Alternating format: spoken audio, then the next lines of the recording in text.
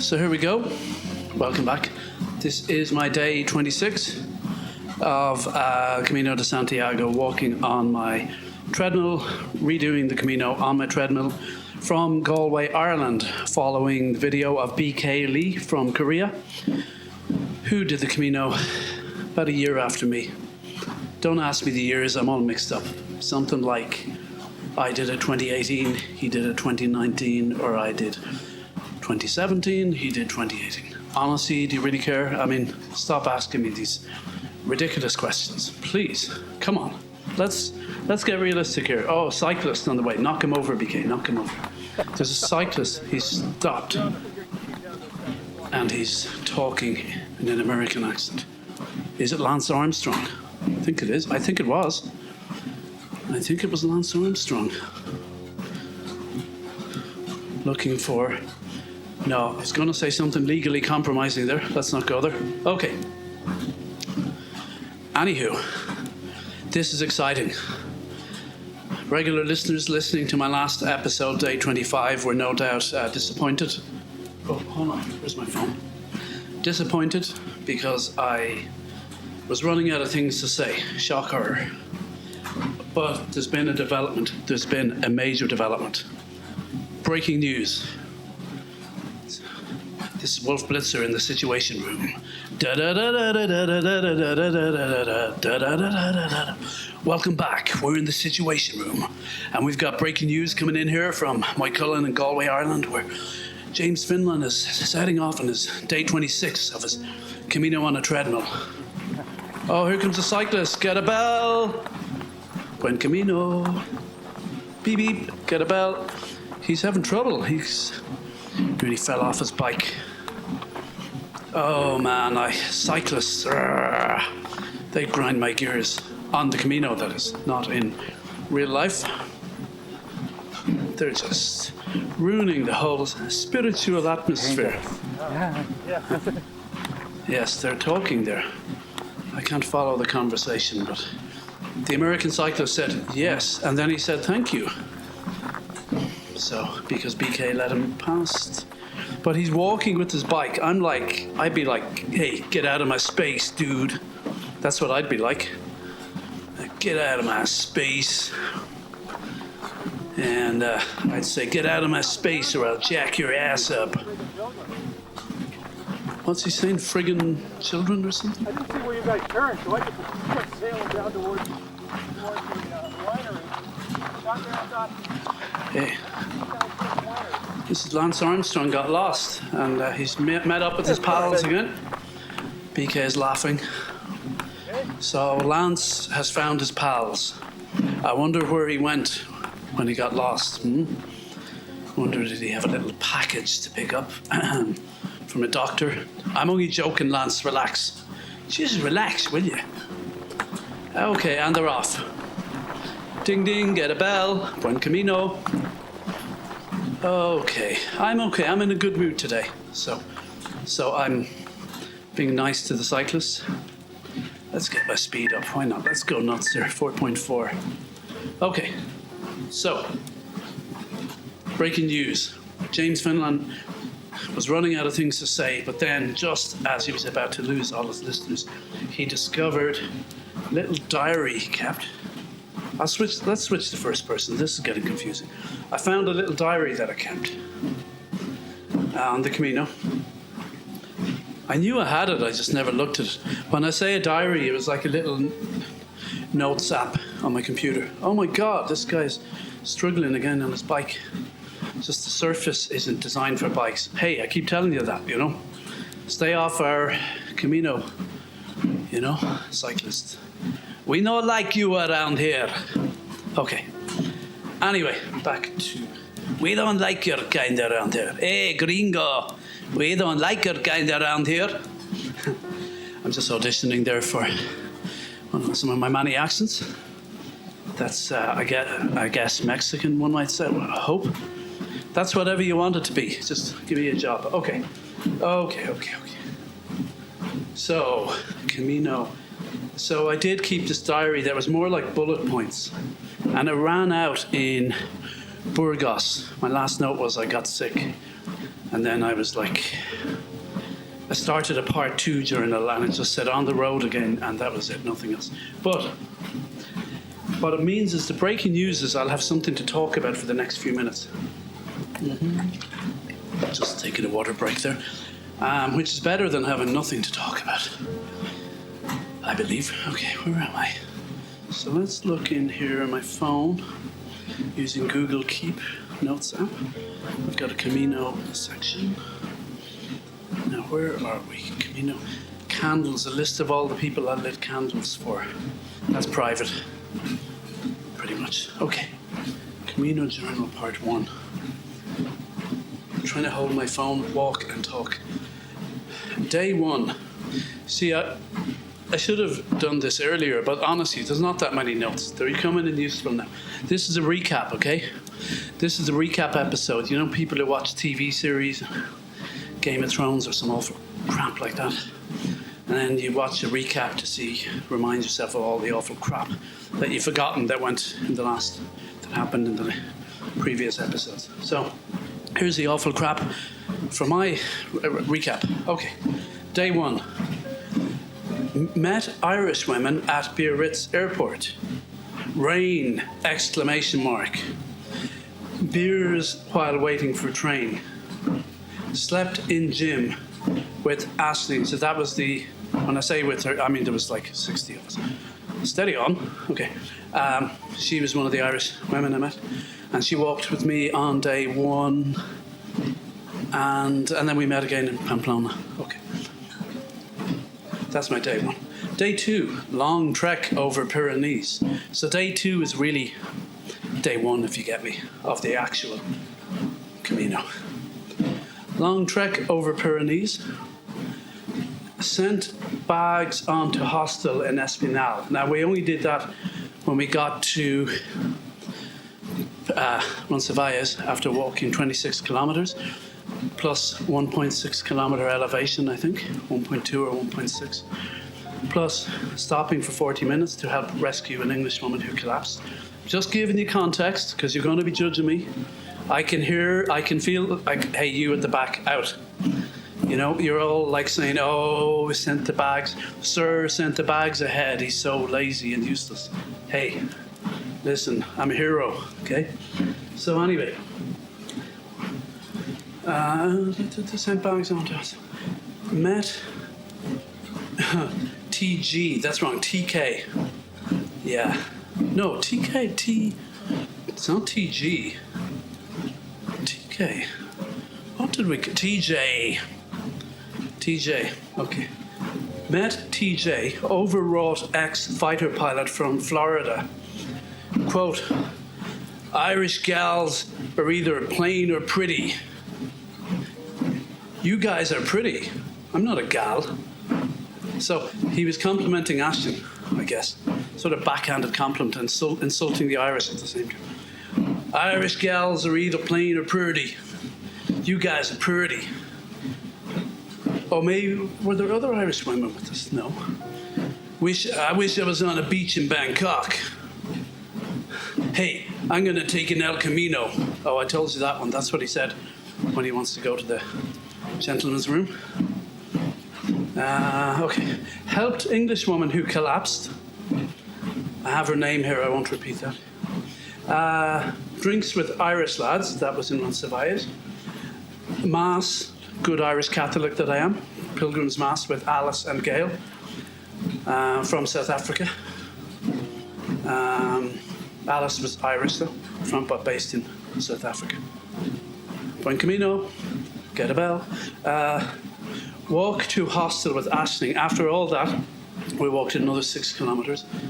We walked into a private house thinking, well, Aisling thought it was a hostel. Anyway, the man was okay. Discussion with Aisling and New Zealand businesswoman about secular versus religious. I called myself a practicing Catholic. Ooh, dangerous. Whoa, what was I thinking? People have been hanged for less than that. Well, I guess I was / am. Anyway. There goes my reputation. Day 3, hiked alone to La Rostrana. Talked to ponies and geese. Met wolf trainer from Manitoba, British Columbia. A wolf trainer. Don't remember that. Mad supermarket with guy playing records and running an ad hoc restaurant. That's the guy who said to me, "You need to relax." Met Danish couple there. They were nice. I met them a few times. Oh, met Polish guys there. Marian, Polish guy who had helped English lady. Talked about grace. So that's the Polish guy his name is Marian. He said, faith is grace. Take it or leave it. You heard it here first. Cute girl from Virginia in hostel. I know, I shouldn't say girl, right? Young woman. God damn, she's probably half my age. Natalie. I remember her. Yeah, she's nice. Hours drying hand-washed clothes on clothes rack over air dryer. Yeah. What else? Jeremy played Native American flute. Okay. So I've already covered days 1 to 3. I really should spread these out, but I've nothing else to say now, so I'll continue up until we catch up with where I am now. That's exciting, isn't it? Yes, it is, correct. Declan just texted me, my friend in Belfast who did the Camino and convinced me to do it at a different time than him. He said the In Our Time on Kierkegaard is very good. Oh, I gotta listen to that. Hey, I'll get back to the diary in a minute. In Our Time, a show on Radio 4, presented by Melvyn Bragg, the legendary Melvyn Bragg, and it's a great show. There's no sig tune or anything on it. They just start straight away, and they just talk about a topic or a person with just a few experts, and just pretty serious show. But yeah, it's really good, really good. That's on. I don't know if it's every weekday, is it? But it's in the mornings. I haven't listened to it in a while. Kierkegaard, I think, regarded as one of the early existentialists, but a sort of Christian existentialist. Check it out. Once again, you heard it here first. Oh, damn, I thought I'd have more to say about that. All I can say is I shall listen to that later. That's all I got. Okay. Have some water. Water break. Okay. Okay. 4.4 kilometers. Am I staying at that speed? And go back to 4. I've done enough. I've hit my hard points for this week. I've gone over them. So I'm only doing this day 26 today, and then I'm finishing. Gonna go and run some errands for my folks, because I'm good like that. Okay. I'm a saint. So let me see, where were we before Declan rudely interrupted with a text? Day 4, knees killing me, exclamation mark. Email from the English lady who collapsed, so she was still alive, good. I really got to vet these before reading them aloud, just scan it quickly in case it's something personal. Hey, PK's laughing. See someone, hola. Hola, someone sitting down and they exchange a bit of laughter. Someone in front of him. It's a lovely open sort of road now, pathway, and he's going to overtake them, no doubt. Gone doubt, as we say in Ireland. Oh, look, cyclist, get a bell! Nearly hit me. Hey, I'm rekindling some of the anger. You can't beat a bit of anger. Now, someone in front of him he's about to overtake. Back to my notes. Let's see. Knees killing me. Steffi and Jess, brackets Filipina, gave me knee medicine, exclamation mark. Okay, I'll stop reading the exclamation marks. And we've overtaken pole position, pole position. etc. Okay. Yeah, exclamation. Okay. Beautiful cats everywhere. Yeah, I'm not reading, so I hope you can hear the exclamation marks without me actually saying exclamation mark. Beautiful cats everywhere. No, I can't do that. My voice is quite monotonal, I think. Oh, I'm being hard on myself. It's not that bad. Okay. Prayer for today. Dear God, send me an effing stick. Ooh, somebody's annoyed with God. And then along came Rita from British Columbia. Oh, raises wolves. Wow, she's a wolf trainer. I remember now. Rita, yeah. Okay, I can knock a bit out of this. Let's see. I mentioned that briefly on the way to Pamplona with my knees killing me and I was at my wit's end. I was going so slow and I prayed for a stick and then Rita appears. Hi, James. But the day before, I remember passing her the day before and I was like, you can't kind of stop and say hello to everybody. So I just said Buen Camino.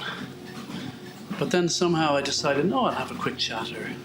Just as well I did. If I hadn't chatted to her then, she wouldn't have stopped the next day and said, hi, James, and shared a stick with me. So we discovered lives in Kamloops, I think, British Columbia. I said to her, you don't seem like you're from British Columbia. After a while, I said this. She said, I'm not. Why did you think that? I said, because you're friendly. Ooh, controversial. But I don't know. British Columbians are more reserved than prairie people, and she was from the prairies. Don't ask me exactly where, but you know, that chunk there in the middle of Canada where a lot of people I met from there were quite friendly and open. And she gave me a stick and she raises wolves. Prayer answered. She shared a stick with me. And she was 80, suffering from, what's a pulmonary condition? Anyway, that was really nice of her. I could have said no, I really needed it though. And, you know, we had a stick each and walked slowly. And that for me was a little mini miracle. Take it or leave it. I'm calling it a miracle. Until the day that I meet a bunch of happy clappy atheists and they can explain everything to me in a happy song. Explain how, no, there's no miracles. Don't know how they're going to make that happy, but, you know, I'm sure they have some talented songwriters. Okay. Then along came Rita from BC, Raises Wolves, and she shared one of her sticks with me. Then I went into a church in suburb outside Pamplona and Mass was on. Met Julie from New Zealand again. She was a kind of rich businesswoman. Met Alice and Gail on way into Pamplona. Another email from the English lady who collapsed. She's back on the Camino. Might meet her along the way. Spoiler alert, I never met her. Must email her again though. She went back to where she fell and started from there. Yeah, why not? Why not? I probably would have done that. I'd either quit or go back to where I fell. I don't do in-betweens. That's right, you heard me right. I don't do in-betweens. Okay. Stayed in pension with Aisling. Hung out with Alice and her gang in Pamplona. Met Selena from Kerry again. I remember her. Nice young woman. And Danish couple again. Met them a few times. Anders, that was the guy. Took my fleece as collateral in case he didn't get back into the hostel. So his name was Anders. I was going to say Swedish, maybe from Norway, I don't know. But he was like, he knew what he was doing. He goes, oh, I'm cold. Does anyone have a top? I give him my fleece. Then we're going home and he keeps walking ahead of us. With my fleece on, I'm saying, give it back. And he's just kind of grinning. We followed him all the way to his hostel. He wanted us as a plan B because he was past curfew time in case he didn't get in. Oh man, I get hoodwinked by people like that because I'm a little too trusting and I don't really understand that people operate like that. Like, he could have just been honest or something. He should have just gone back before curfew. Ooh, I'm getting all worked up over it now. I think it was the fact he was so much younger than me and he was running rings around me. But you know what? If you want to act like that in life, I've come across other people like that. You're not going to have true friendships, said he with his huge coterie of friends. Anyway, so on our way to Los Arcos, and then outside Los Arcos, I meet Julia from Rome. It's the romantic summer hit, an unexpected hit. Julia from Julia and James. What's my name in Italian? Giuseppe, is it? Well, it is now. Julia and Giuseppe. What? I don't know where that accent is coming from. I do have an idea of writing a kind of love story on the Camino, a sort of unrequited, sort of crossing paths type thing. I don't know. I also have another one about Jesus walking the Camino. But hey, it's not all Holy Joe stuff, okay? It's just a kind of a parable, you know? Allegorical, you know? Oh no, it's just allegorical. It's always a good get-out clause, I think. Oh, it was just allegorical. Oh, sorry, did you think I called you a beep? No, I was just being allegorical. Oh God, I don't think you're a beep at all. It's just totally allegorical. Please don't beat me up. Okay. Now, another water break. I'm just trying to get through this hour. And then have a shower. Hey, it rhymes. I'm a poet and I know it. As they say, we're crossing a main road and back onto the country path. A few trees on the right here. Getting some deja vu around that. Not sure though. Not sure. There was something about me waiting at a tree. I remember I left my pilgrim's passport behind me. That's the thing, you get stamped, I think twice. And each time I got it sent ahead with the vans who deliver the baggage for free. Great system. The Camino, it's just like your own, it's a little eco-culture almost, you know? You're living in that world for whatever length of time it takes you to walk it, and it's really nice, as well as really tough.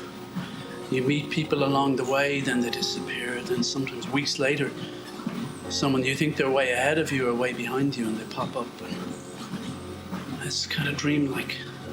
And as I said, what happens is, it happens to me sometimes now, even on the treadmill, especially the day I did 3 in a row maybe, but your real life, as we call it, disappears, you know, your everyday work life or whatever, just sort of fades away. And that feels like a distant dream.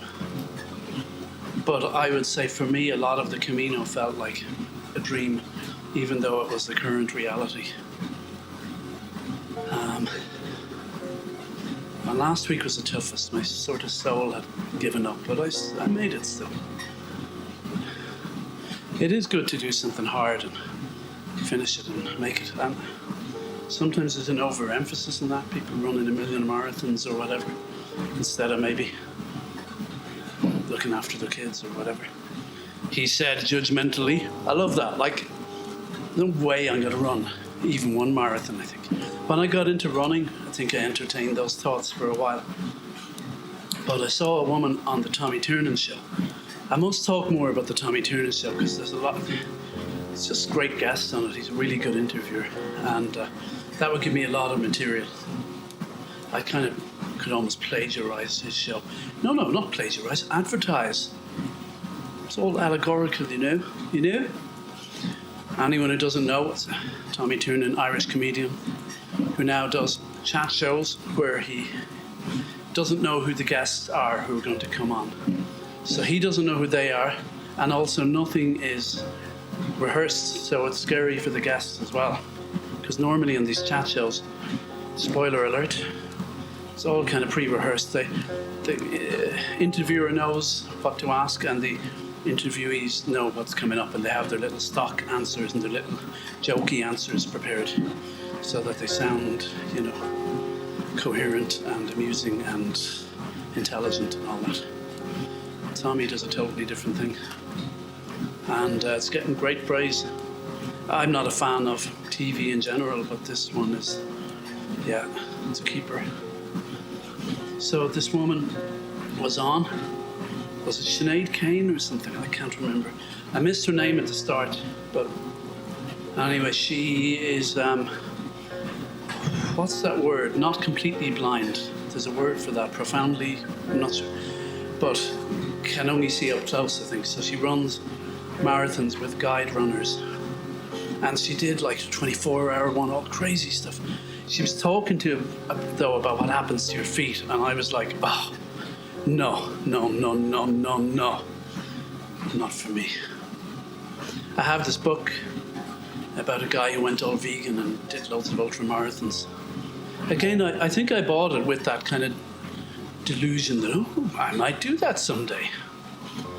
But I read the opening then, and it's again about his legs being banjaxed and everything. I think the challenge is, doing the Camino was a good challenge for me. It's still pretty tough. Damn tough for most people. And I did it. But it also had a kind of spiritual meaning for me, and finding myself doing the trail that's been done by millions of people, and also doing the kind of going to the Peregrino masses along the way, the pilgrim masses. Doing all that, it was great. And also enjoying, the meals.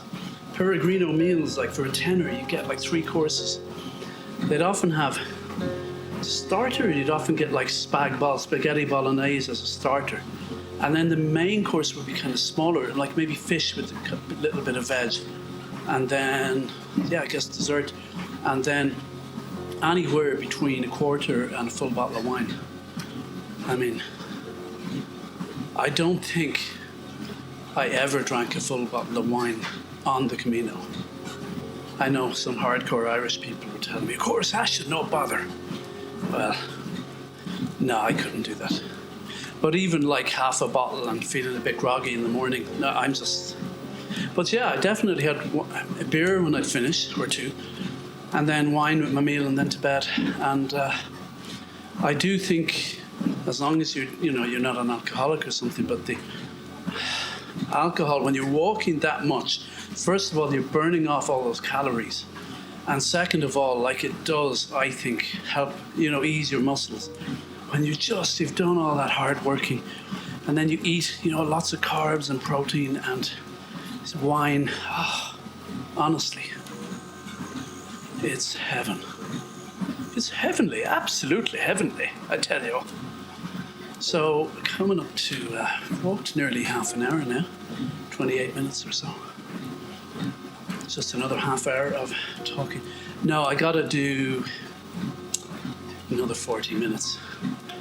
Yeah, and then, so this day 26 and 27 will be like 70 minutes each, or maybe I'll just do an extra 5 this time.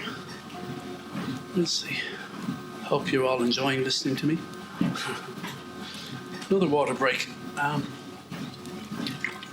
What was I on about? At all. There's someone in the distance and we're not catching up. I don't like it. Let's go up to 4.2. See if that helps. You know what? I'm going to close my eyes for a bit and think. I was talking about. I don't know, but people overdoing things, running all these marathons. You have to laugh at the way I kind of find a way of just saying, they should be at home with their kids. Mm-hmm. Mind you, I think people who climb Everest and die and leave their kids fatherless, I don't know. Especially if there's too many people doing Everest now. So if you're not really up to it, and then you got a fatherless kid, and then they call these guys heroes. But hey, I'm parking that thought now. I'm just saying there is another side to it. But I just think this emphasis in the Western world, success, winning, getting to the top. Oh man, I saw a brilliant documentary. I may have talked about it here before, called Blind Side. Was it Blind? No, Blind something. God, Blind. Oh God, not Blind Side. Blind Flight. Blind. Anyway, it was on part of the Storyville series on BBC TV. BBC 4, I take it. I don't know. Storyville. And, we're catching up. See, because I put up my speed now to 4.2, we're catching. Let's go 4.4. Let's show this guy what we're made of. So, 4.5, damn it. 4.6, I'm going nuts here. 4.8. I'm going 5 until we overtake him, okay? Or her. I think it's a guy, I'm not sure. So, see, I can't think when I go this fast. But we are catching up. Let's just overtake and then we'll get back to... BK's pointing his stick. What's he doing that for? Oh, we're slowing down. Oh my God. Okay. I'm going to slow down too. I thought BK was going to work with me on this one, but no, we're losing ground. Back to 4.4. So I was talking about that documentary. So it's about blind something. It's about these mountaineers. They were like European and American mountaineers helping these kids. Yeah, I talked about it before, but if you missed it, this is great. Helping these Tibetan children, I believe, climb. I don't think it was Everest. No, of course it wasn't. Was it? It was a high mountain, put it that way. Higher than Carrauntoohil, which is the highest mountain in Ireland, which I climbed. Not boasting. Here we go. We are overtaking. How can I turn that into a humble brag? Oh yeah, I was really slow climbing Carrauntoohil, the highest mountain in Ireland. Man, that's a little too humble. I'll work on that. Getting a lot of bad sound here. Buen Camino. What is that sound? Something dragging or wind or something. In the documentary, anyway, it's all these blind children climbing this high mountain in Tibet, I think. One of the Himalayas. Oh God, I get mixed up with all this stuff. Anyway, you get the gist. And it would show the story of them climbing with the help from these Western, white people who with full sight, proper mountaineers. And that story was interesting. Then it would stop and show the story of each child. And showing how, like a lot of them, in a poorer society, and what the Buddhist culture would say, first of all, let's park Buddhism for a second, but in a poor society, if you have a child who can't contribute to your home in terms of labor and things, that's really bad. See, anyone who lives in the affluent West can't always comprehend this, but you're really stuck. It's really bad.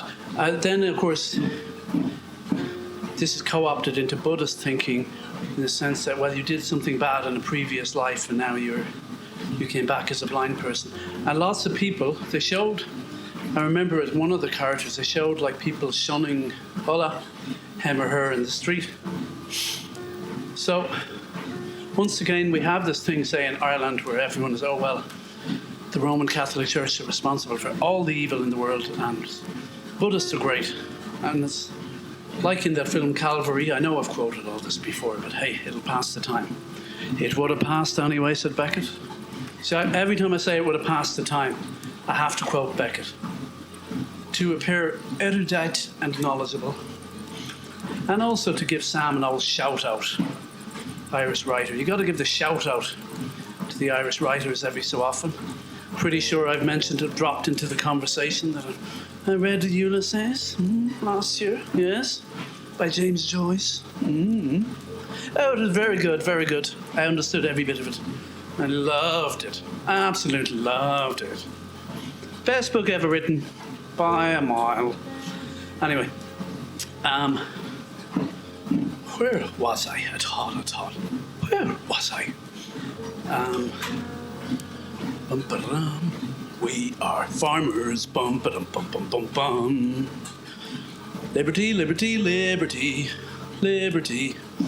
A couple of American TV commercial jingles just to cheer you up. We'll be right back after these. Let's go out front. Man, I want to present that show. I want to get to say that someday. Let's go out front. James Finlan walking the Camino. Let's go out front. You're in the Situation Room. Oh, yeah. So, you're in the Situation Room, and I'm talking about that documentary. And one of the kids, they managed to track down his father. And then the father, because he got lost in the city, the boy, and ended up on the streets. And then they found his father. The father was saying, oh yeah, I brought you into town. Then you got lost. And the father was looking away, and you could tell he had deliberately, that was the subtext, he had deliberately lost him.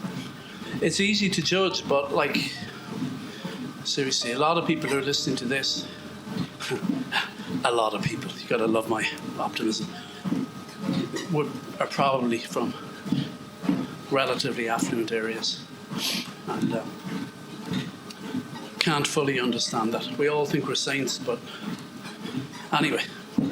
But I remember the boy was so upset, he was crying because he realised, his father abandoned him. And I realised then, no matter how poor you are and how hard things are, like that basic thing of needing to be loved by your parents is so strong. Because that's the only time I remember him crying. Oh, broke my heart. But the documentary was beautiful, and they tell, so they'd intersperse the stories of all these kids, but then the main story, the A story, was them climbing the mountain. Blind, I say kids, well, they were young anyway, young people, blind young Tibetans, I think, being led up the mountain with the help of able-bodied and able-sighted mountaineers. But the thing that I really carried away the most from that was, okay, that scene about the boy being abandoned. Oh, honestly, if I thought about it now, I'd probably cry or something. But the other thing I took away from the A story, the story about climbing the mountain, there was a bit where they got to a certain level, maybe to base camp or something, I don't know, and there was one last peak to go. So I guess they got higher than base camp. I'm pretty sure it wasn't Everest. That'd be too much. Of course it wasn't Everest.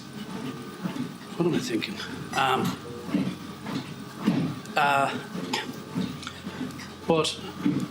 And the weather conditions were bad, and they had to make a decision whether to continue up or not.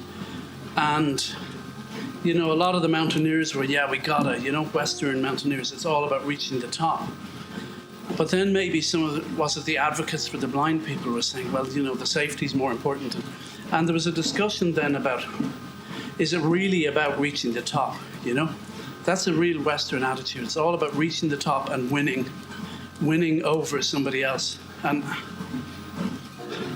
honestly, I think having a little bit of competitiveness or ambition, I personally don't think it's a wholly bad thing. But if it kind of takes over your life, it is. But that was just beautiful, that philosophical difference, It's not necessarily about reaching the top. Anyway, blind something. I'll let you know on day 27 if you're still with me, what it was called. I'm sure if you Google it, you'd find it okay, easily enough. Beautiful documentary. And BK is overtaken. We're in pole position. The sound is terrible. It sounds like there's a generator running right beside BK, which is unlikely. Or, a motorbike kind of idling behind him. Maybe just there to annoy him. Maybe there is. There's a guy on a little motorbike just kind of cruising along behind it, bumping into him every so often. That's exactly what's happening now. There's a tree on the left, a lone tree standing in the ditch. Every time I see that, it kind of reminds me of that Joshua Tree album cover. So it does. I've only got about a kilometre or so to go here. About 20 minutes? That's more than a kilometre, is it? Well, I have 20 minutes to go, and I've done nearly 3 kilometres. Hold on, a kilometre in 20 minutes? That's ridiculous. Surely I'd do 2. Well, no, if I'm going 4 kilometres an hour, that's 15 minutes. Okay. Anyway, I'm doing 4.4, you'd be glad to know. Buen Camino, cyclist going the wrong way. Get a bell. So we're just walking here. I'm walking here. And there's kind of golden fields on the left and right. And just a kind of stony, sandy kind of road straight ahead of us. Really straight. So every time I see, sorry, my phone's giving me messages again. Every time I see a really straight road, I think, is it a Roman road? I don't know, it could well be. I don't have the full picture on this one, but as I say, there's one coming up at 17 kilometres, pure straight. It's kind of narrower than this zone. That's, my understanding is that's an actual Roman road. That's what they were known for, wasn't it? Building straight roads. I remember learning that in school. I was thinking, can't be that hard. Just, go in a straight line. But of course, when there's stuff in the way, that's when it gets hard. That's how you end up with windy roads. I'm trying to avoid the stuff in the way. Oh, there's actually a bit of a bend coming up ahead in this, I think. So, okay, more water. I'm definitely not doing a 3rd session today because the old brain cells aren't firing on all cylinders, it would appear, today. So, better look up my list. Oh, I'll go back to my diary, for want of a better word, my bullet points from the Camino. Day. So Anders took my fleece as collateral in case he didn't get back into hostel. Grrr. Okay, day 5. Slow trek. Okay, I'd bought sticks at this stage. Just 6 kilometres to Seizure Manor. Met Mark from New Zealand there, lovely guy. Had salad with James, brackets Switzerland, and Barbara, brackets Germany. Oh yeah, I remember them. They were speaking German together. And Barbara was talking about mein Arsch. Her bottom was all sore from chafing, as I was to experience sometime later. Watch this space. So, then I say, feels like a new chapter beginning. Mass in nice small church. My first pilgrim's meal, brackets, with Mark. Yeah, they gave us, that one was spaghetti bolognese, I think, fish with veg, and can't remember the dessert, and full bottle of wine between us, and we'd had a couple of beers before, so yeah. I think we both agreed the next day, that's not sustainable. I know that makes me sound like not a real Irishman, but really, no. So, getting hungry now, like now in real life here in Galway. Talking about all that food, I suppose, didn't help. Day 6, tough start. Oh yeah. Okay, I've got a bad word there. Can't use that. A telling off from a German dude, aka the Terminator, for setting early alarm. Buen Camino, get a bell, ding ding. Cyclist just went by there.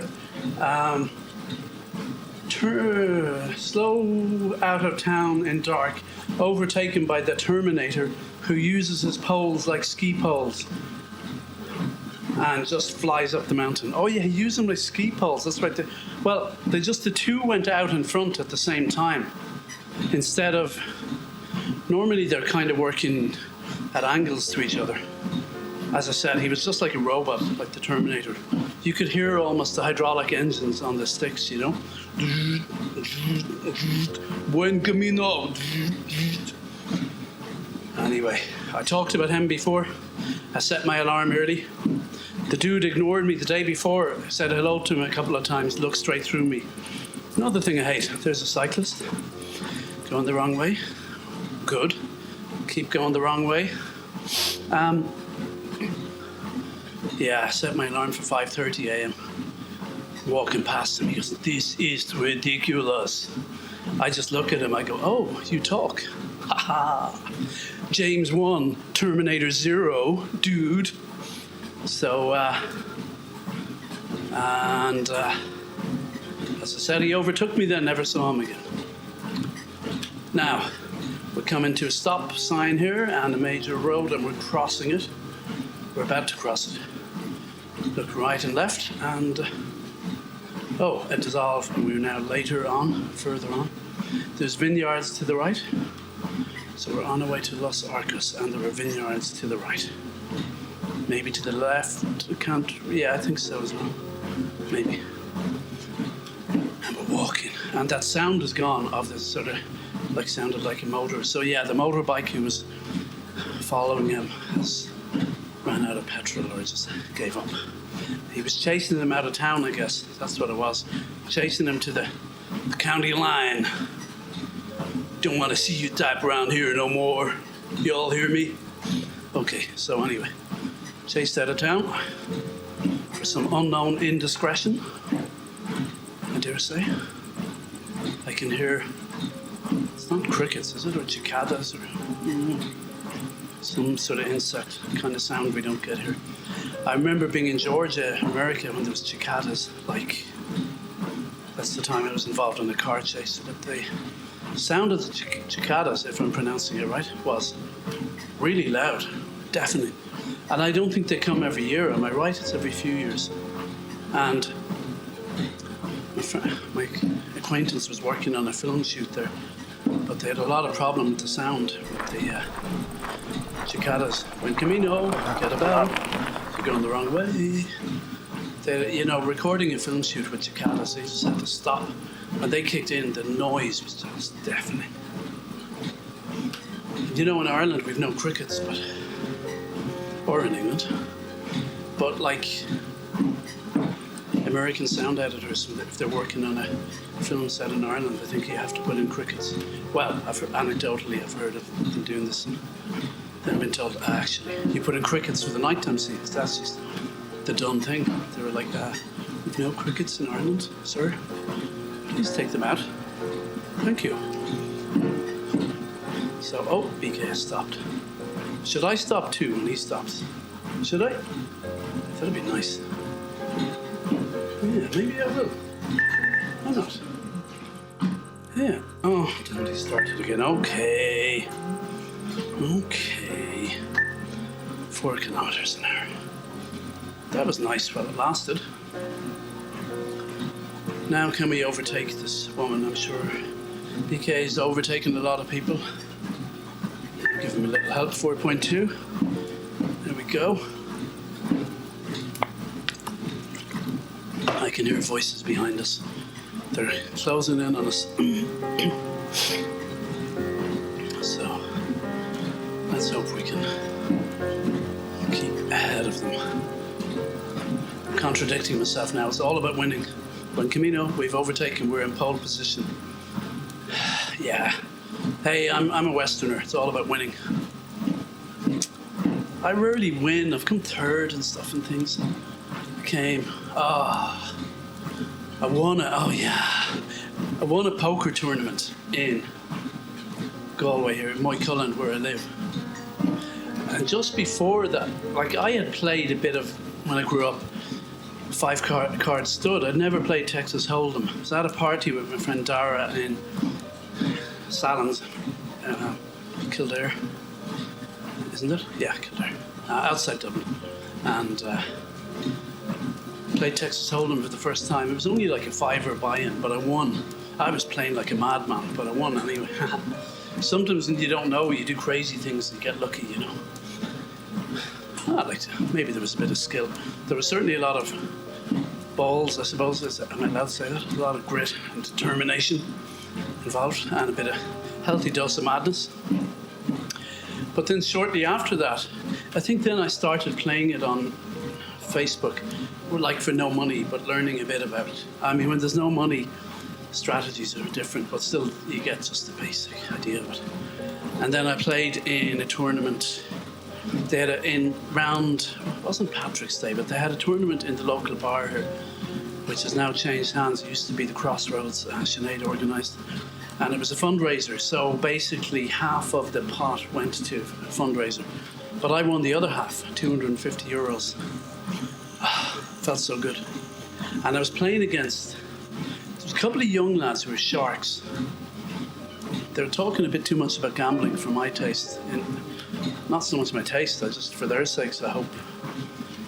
There's a lot of problems with young people gambling in Ireland, I think, everywhere.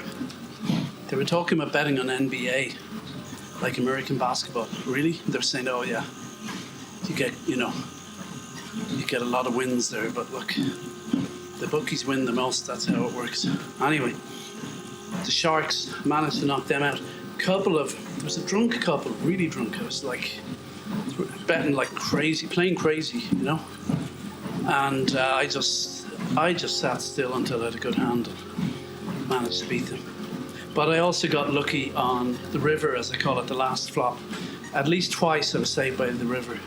Another time, which was my strategy back then, at least once I went all in at the start, pre-flop, on pair of deuces, pair of twos, which is kind of nuts. There's a certain logic to it though. If you have, how many at the table? I'm not an expert at this, but if you have 6 at the table, you have a pair of deuces, there's a reasonable chance that you pre-flop, before the 3 cards are put up on the table, that you have the best hand at that point. So position is important too, but also where you are on the table. But a lot of pros would fold that, I think, especially in early position, as they call it, where you're like the dealer is in the best position. Hey, let's not get too into it.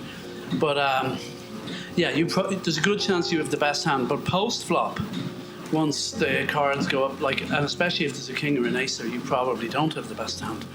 So yeah, going all in on a pair of deuces early on, pre-flop, could flush out people who would likely beat you post-flop. So there is a certain logic. Anyway, that paid off for me. I did that once, and as I said, there was I think twice where I won on the river. In other words, I was saved by the last card they turned. They call it the river. Maybe someone had a higher pair than me, and then on the river I suddenly hit 3 of a kind. Something like that. The river giveth and the river taketh away. So, yeah, one of the guys, he was a barman there. His nose was out of joint the next day. He kind of said, he left early. He was knocked out. I think I knocked him out. Oh, PK's making some rude noises there, I think. That's allowed. Don't worry, I only have 1 million listeners. Not too bad. But what did I do? What was I saying? Oh, the next day I see him. He said, "So, did you place last night? Did you come second or third?" I was, "Oh no, I won." He wasn't happy about it. I think he thought I was a hustler because I had talked to him in the days before that about poker. He seemed to be an expert, and I was a kind of dilettante, kind of asking, "Oh, how does this work and how does that work?" I was the same a few weeks before that when I won in Naas. I was like, "Oh, I haven't played this before." I hadn't played Texas Hold'em, so I think they thought I was a hustler. You know what? It felt great each time. It's like, oh man, I can tell you're peed off, but I don't like peeing people off normally, but in competition and things like that, I really enjoy that, playing poker with, particularly with guys, if I'm honest. And there's just that thing with guys, kind of, you can be competitive whilst maintaining a degree of camaraderie as well. I like that. And winning is better than losing, my friend. Certainly in poker. Hey, in life probably too, but you know,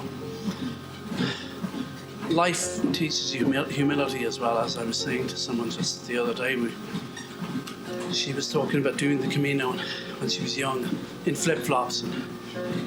They quit after 3 days, blisters and everything.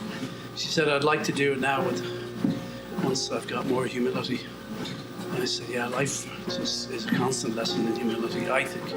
Even for these people with their life hacks who tell you how amazing they are and, you know, all the mountains they've climbed, but I don't know. You can't win everything, and you die at the end. I don't want to be there when it happens. That's what Woody Allen said about death. Did Mark Twain have one? What was the one Mark Twain had about death? Oh, I don't know. He had some good quotes, that's for sure. What was it about? I don't know if it was that him or someone else. Oh, there was some joke about the... Oh no, he said if the thermometer had been any longer, we'd all have frozen to death. But there's also that quote, some guy in Finland, in Russia, they were redrawing the border, and he said, do you want to be in Russia or Finland? He said, oh, Finland, please, I can't survive another Russian winter. Ta-da! I've forgotten how I ended up on this train of thought. All I'm thinking now is, I'm closing in on, I've like 3.5 minutes to go. And no, am I going to do a few minutes extra now? No, I'll save that for tomorrow. A nice juicy 80-minute episode for my fans. They're going to love it. Maybe I'll do it later tonight. No, I won't. Once I have a shower today, I'm not having another one later. So, he said, as if I've done days where I've done this and I do my job, you know, from home without showering. For a few days, okay, it's all coming out now. It's like no one else can smell me. And you know what? I've no sense of smell because of sinus problems. Well, I've limited sense of smell. So it's like, if nobody can smell me, do I really smell? Buen Camino, we've reached pole position again. This feels like a Roman road, all right. It's pretty straight. People find this hard. There's an area in the middle called the Peseta. I don't think we're on it yet. I don't know. People said that was the toughest, but I found it all tough in different ways. But yeah, walking the 17-kilometer Roman road on antibiotics, starting late, on my own, hot. That was definitely my toughest point. That's coming up. Stay tuned. So I'm definitely going to wrap this one up on the hour. Or will I go a little longer? Even 5 minutes more? I don't think so, my friend.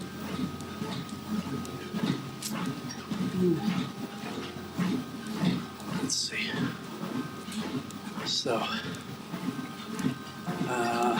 no, I'm definitely, you heard it here first, I'm winding this up any minute now. So, 2:58:44, so I have a minute and 15 seconds-ish. So, let's just, if anyone wants to join me in silent meditation, you at the back of the class, out, stop sniggering. Okay. So this is nice. This is nice, isn't it? This is lovely. Walking along the road in Spain. So, and the sky as blue as you'd like it. As blue as anything. What's this Irish expression I heard the other day? How to put it to music. If someone's complaining, whining, yapping on about something, you say to them, how to put it to music. I like that one. Must use it sometime. What's another Irish one? Now you have it. That's a real Irish expression. Now you have it. How to put it to music. You gotta love that. Now, how are we doing time-wise? Yeah, 12 seconds left. I'm definitely wrapping this up. If you're whining that you want me to continue, how to put it to music. It's what I say to you, my friend. And we've hit 3 hours. Okay. So, gonna stop. Buen Camino. God bless. See you tomorrow, hopefully. God willing.